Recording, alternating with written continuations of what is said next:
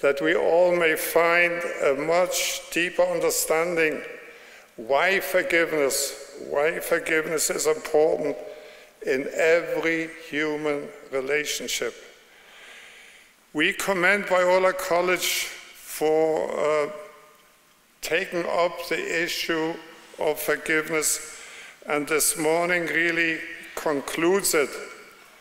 But forgiveness has to be every day. If forgiveness is concluded with this event, it should actually be the beginning. It can never stop. When we leave the gymnasium, that we are more determined than ever to really forgive, and that will change our life. Because it is so simple. Because of forgiveness, Jesus came. It is Jesus who said on the cross, "Father, forgive them, for they do not know what they do." And it is the first Christian martyr, Stephen, who used exactly these same words, "Father, forgive them, for they do not know what they do." And so that should be really the challenge this morning. So it is awesome to see you all, even with this light. I can hardly see you, but I can really imagine you. And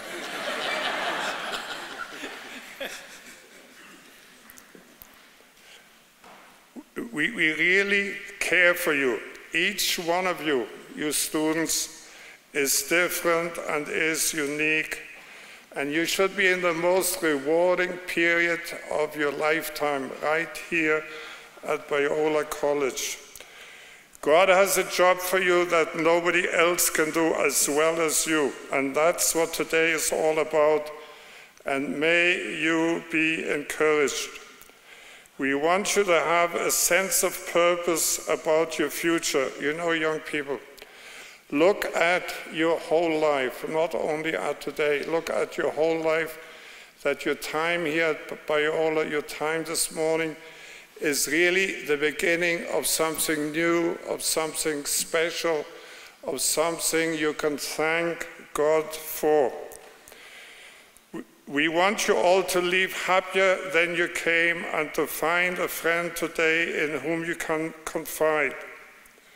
Now, a short word about myself. As you can hear from my accent, I have a German accent. I can't help it. It is just me, so you have to bear with it.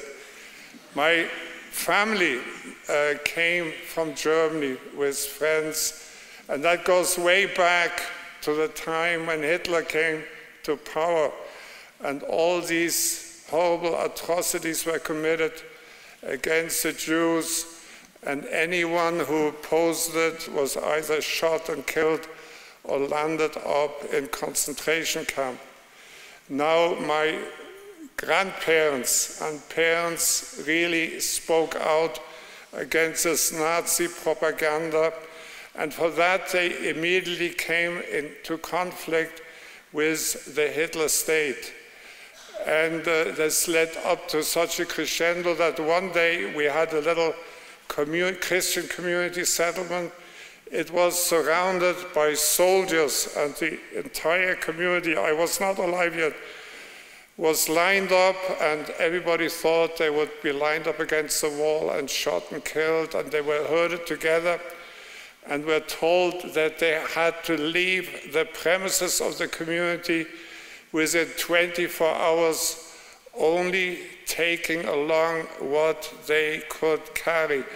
And that ended the time in Germany, and this little group of brave Christians fled Germany over France, Belgium, and into England, where they lived for 5 years. And in this time, my wife and I were born, and it was the start of the Second World War, and England was really very, very fearful because the Nazis just swept all over Europe, and one nation after another crumbled, and they had one aim, and that is to get to England. And because everybody was talking German like me, the neighbors thought we were Nazi spies, we were fifth columnists, and they created quite a stink and put tremendous pressure on the government to get us out of there. And the government at first wanted to intern all of us, and then finally they were gracious enough and allowed us to leave.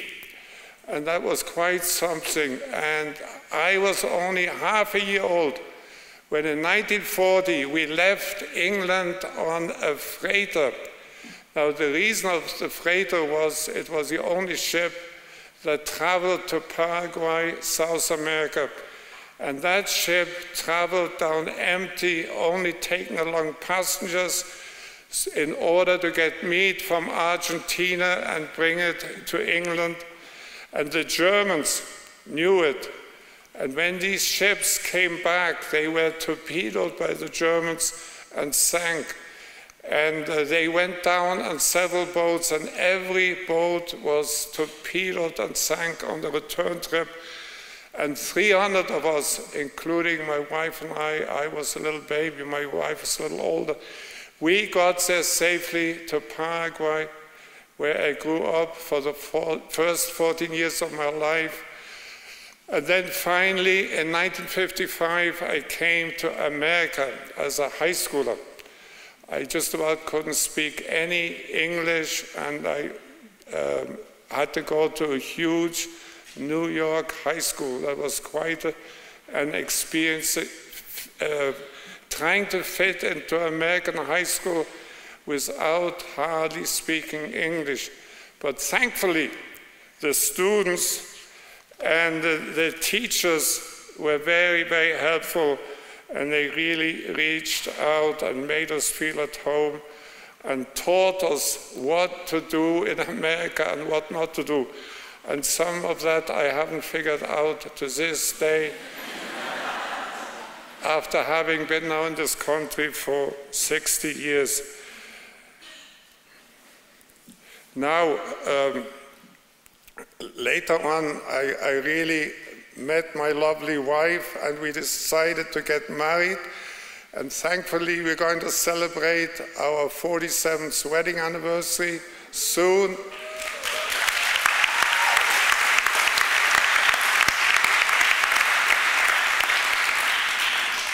We have 8 children and 42 grandchildren.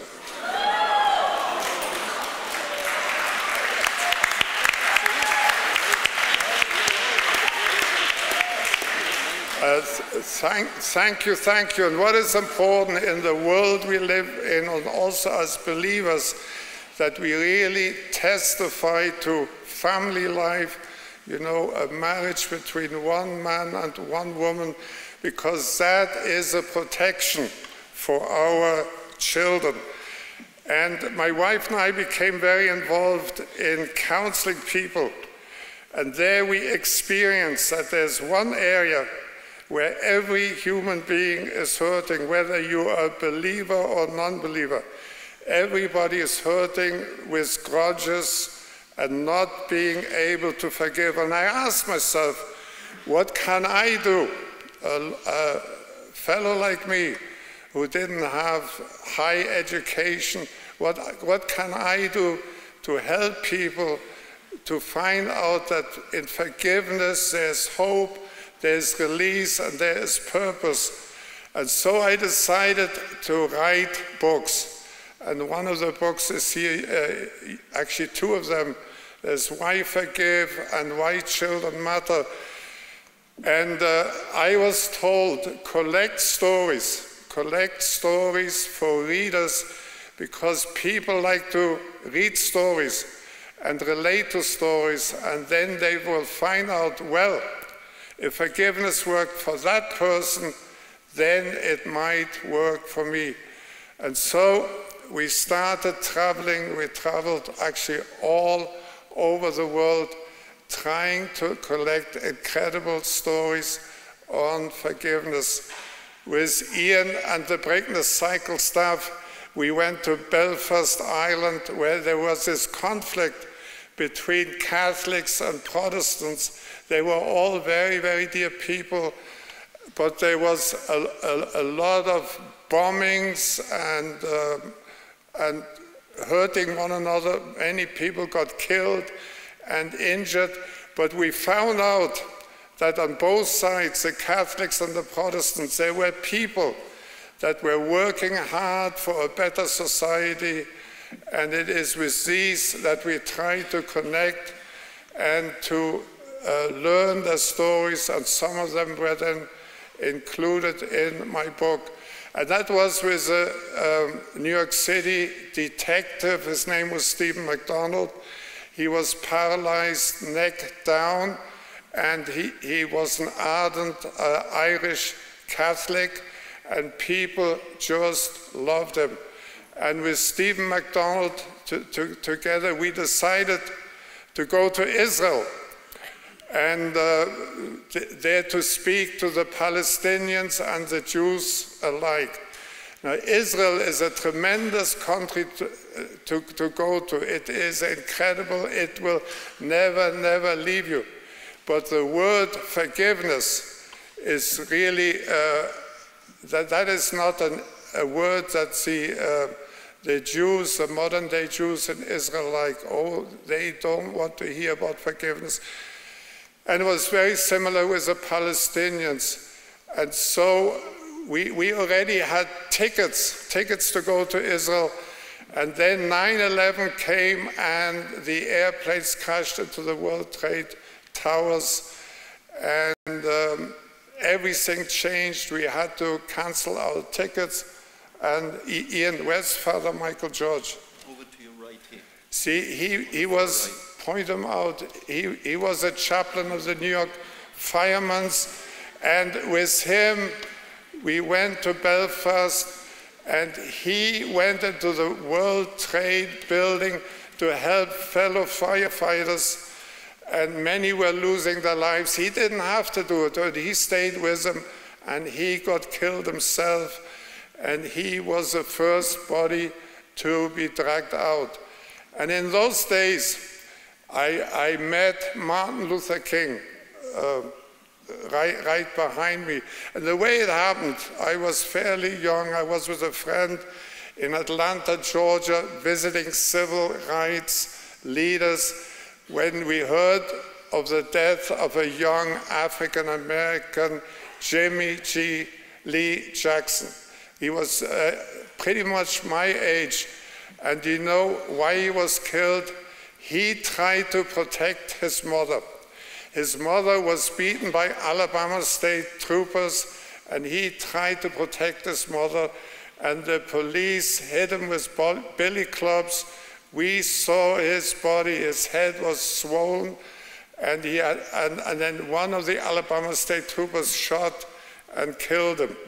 And Martin Luther King rallied civic leaders from all over the countries, pastors, teachers, doctors, lawyers, and pleaded with them to come down to Selma, Alabama, and to join him in the funeral.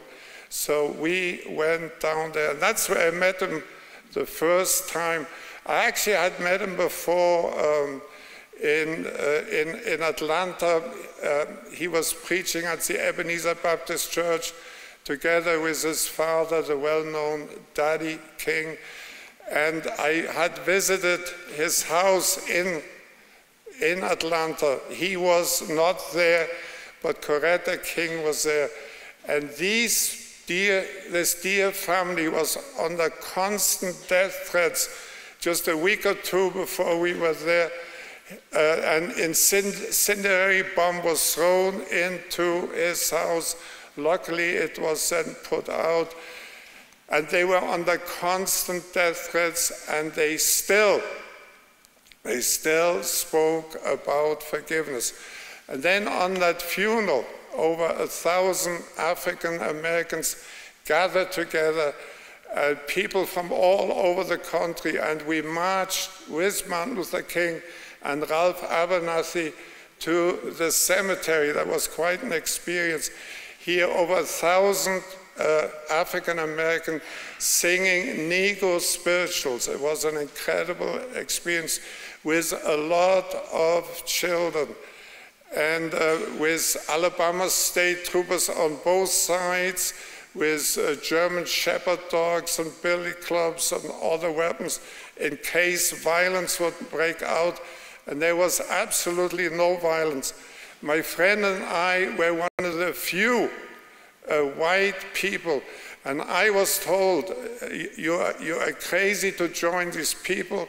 You're a big white guy, and you would make a beautiful target for one of these people to shoot and to kill you. And that is what you had to take into account when you went south to join one of these civil rights marches. And I knew of this danger that we could lose our life, and yet it was a privilege. It was a privilege to be down there with these people who were an inspiration to love, to forgiveness, and you name it.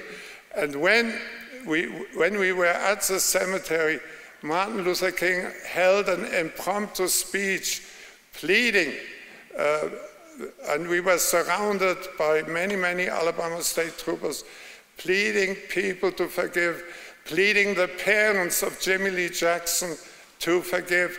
And then we all joined hands and actually locked arms and sang the song, "We Shall Overcome Someday."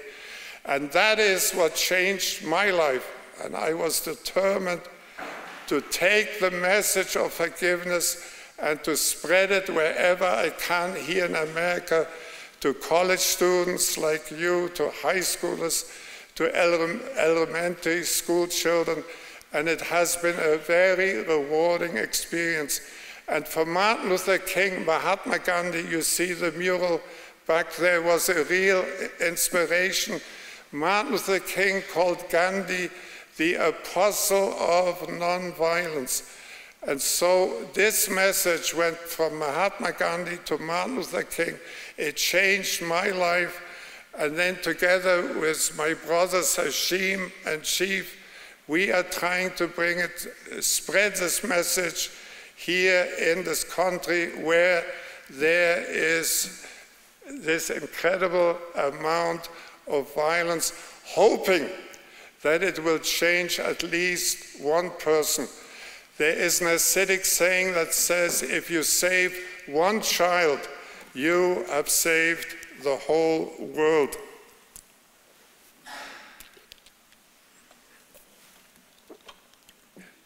That is Jimmy Lee Jackson. Now, for all of us today, what is very important, God gave each one of us a conscience. A conscience has been compared to the prophet, the voice of a prophet in you that tells you the difference between right and wrong. And it is then our decision, which voice do we listen to, the wrong voice or the right voice. And it is more important than ever that we listen to the conscience and try, with God's help, to live really an upright life. And it was interesting, this contact with Martin Luther King happened in the 60s. That was a very interesting period in our nation. We had at that time voices of conscience. Four of them were assassinated because they were a voice of conscience. There was President John F. Kennedy, Malcolm X, Martin Luther King, and Robert F. Kennedy. These four were voices of conscience our nation desperately needed. They were courageous and therefore had to be silenced. And Mahatma Gandhi was also shot and killed decades before. And Martin Luther King is one of the little stories I especially like. The evening before he was killed, he was before a big congregation in Memphis, Tennessee, and he spoke to them and said, "We all like to live a long life. Longevity has its place. I would like to live a long life, but then he said, I have been to the mountaintop. I've seen the glory of God, and I am not afraid. And may it be given that I can experience it really like Martin Luther King, be on the mountaintop, to see the glory of God and not to be afraid. And that is what I wish for each one of you. 2 months before Martin Luther King was shot, Sergeant Shriver, I just like this guy, at a talk at Notre Dame said something on the conscience that we need today. He said, we need to make a national examination of conscience. Why do we need a national examination of conscience? Because suddenly we Americans seem to be panicking. It's time to stop moaning, it's time to stop wringing our hands. It is true the country is in a crisis, but America has always been in a crisis. We ought to thank God we are, because then we always have something to test us, like a piece of steel that stays strong precisely because it is enduring great pressure. Now, to encourage us, I want to give a few quotes on forgiveness to strengthen us, for us to see really the value of forgiveness. Nelson Mandela, the president of South Africa, of course he is an old sick man now, he said, resentment is like drinking poison and then hoping it will kill your enemies. Resentment is like drinking poison and then hoping it will kill your enemies. So that gives a message that resentments are a waste of time. Let us take it to heart. And as a high schooler and as a college student, I loved the author from South Africa. He was Alan Paton. And he wrote the well-known classic, Cry the Beloved Country. And in it, he said, when an injury has been done to us, however grievous, there's only one way to recover, and that is to forgive. And Solzhenitsyn said, the line dividing between good and evil cuts right through the heart of every human being. And the Chinese people, they have a lot of wisdom, and one of the quotes I love to use, it's a Chinese proverb that says, if you seek revenge, then you better dig 2 graves. So it is not advisable, it's hazardous to your health to seek revenge. Don't do it. And you know, coming slowly to an end, you should know that actually the Breaking the Cycle stuff comes from a Christian community. We have 6 of them in the state of New York. Ian, why don't you read out the website? Come right. You can look on the website www.breakingthecycle.com as on top of each of the signs there. We would love to hear from you. And you know, these few days we were here, you showed us a tremendous amount of hospitality, for which we thank you very much. Now, we want to invite each one of us to come up and visit our communities so that we can show you hospitality. We really look forward to that. Try our hospitality, and if for some reason we are not hospitable enough, you can always let me know, and I can see if you can't get a refund check.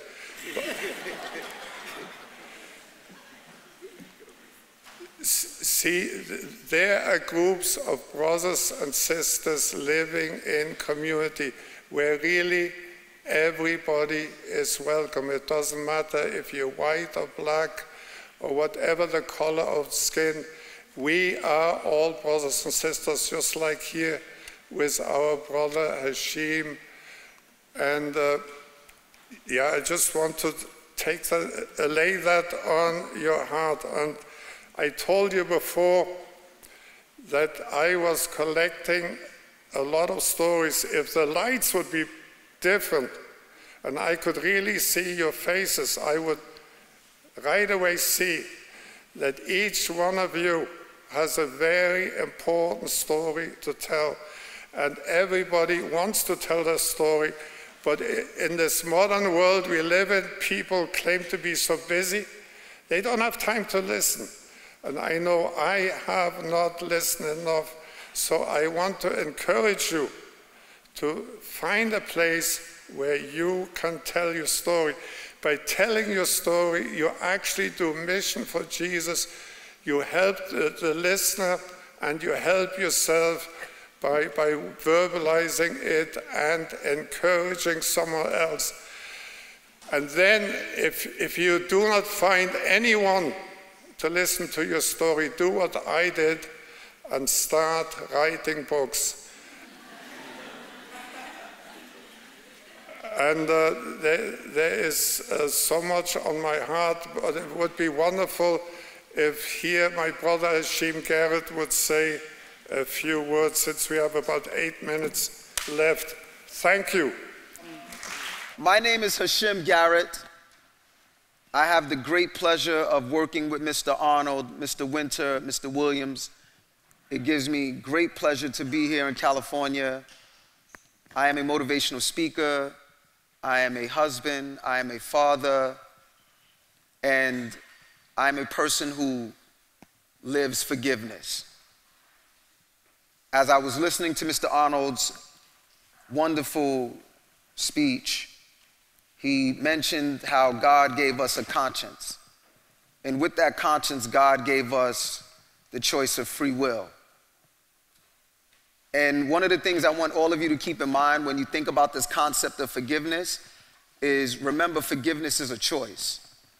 You can either choose to forgive or you can choose to hold on to a grudge.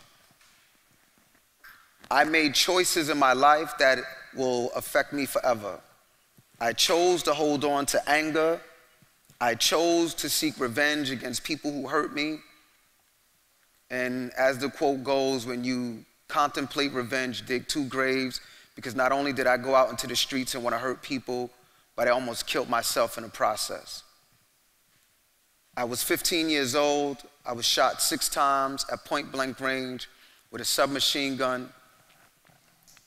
I laid on the ground bleeding for half an hour. All of the bullets went straight through my body. I had a total of 12 holes. I lost a lot of blood.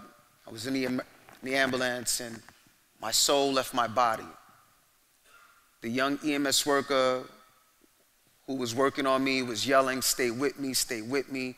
I'm losing him, I'm losing him." And I felt my soul leave my body, and it changed me. My soul went to a dark place. I remember hearing my mother's nagging in the front of the ambulance about the chores that I hadn't done for that day. And she was hysterical, thinking that she was going to lose her only child. And with my last little bit of breath, being a 15-year-old rude person that I was, I said, "Mom, be quiet. I'm trying to go to sleep." But had it not been for my mother yelling, I would not be alive today. Had it not been for God using her to yell at me, I would not be alive today. All the glory goes to God. But I tell you today, life is about choices. The conscience that we have within us, it gives us a moral compass. Am I going to listen to this angel, or am I going to listen to this anger, this evilness? We all have it within us. And so I chose to hold on to that grudge, and for the rest of my life, I will be considered crippled and disabled and handicapped, but that's just the outside. The inside, I will forever be a person who forgave, and it changed my life. I should not be able to stand in front of you phenomenal students and staff. I should not be able to share a stage with someone like Mr. Arnold and Mr. Winter and Mr. Williams. But I made the choice to forgive, and it changed my life. Behind us, we have some phenomenal murals. about people who made choices. Abraham Lincoln made the choice to free the slaves. Mother Teresa of Calcutta made the choice to travel the world and make the world a better place. Marion Fisher, that you see behind us, was a 13-year-old Amish student. And when a gunman entered her one-room Amish school, he told all of the boys to leave. I'm going to kill all of the girls. Marion Fisher made a choice to stand up in front of a gunman and say, shoot me, and leave the others alone. She made a choice. Martin Luther King made a choice to march and to put his life on the line. Dawn Hochsprung, the principal from Sandy Hook Elementary, she made a choice to jump in front of the Adam Lanza, the shooter of that school. She made a choice. Mahatma Gandhi made a choice. His quote is, "Nonviolence is not for cowards, it is for the brave, the courageous." Robert F. Kennedy, his quote says, "The victims of violence are black and white, rich and poor, young and old, famous and unknown. They are most important of all human beings, whom other human beings loved and needed." He made a choice along with his brother. John F. Kennedy said, "Don't ask what your country can do for you, but what can you do for your country?" Cassie Burnell was a student in Columbine when two students came in and decided that they were going to kill because they had made that choice that morning that they were not going to forgive, but they were going to seek revenge. And they walked up to Cassie Burnell while she was hiding under a desk. And they asked her, "Do you believe in God?" And she made that choice to say, "Yes, I do." Life is full of choices. And so I hope that you all choose forgiveness. It is for the brave, it is for the courageous. Martin Luther King said, forgiveness is not it is a permanent act. Forgiveness is not an occasional act, it is a permanent attitude. So not only do I forgive the young man who shot me, but I forgive myself. I beat up on myself quite often. I'm the father of two beautiful children, a 4-year-old daughter, Harmony, a 6-month-old son, Zen, that I cannot wait to see. But when I want to teach my daughter how to ride a bike, I have to choose to forgive myself again. When I go to the beach with my daughter and I want to play in the water with her and I cannot, I choose to forgive myself. Life is about choices.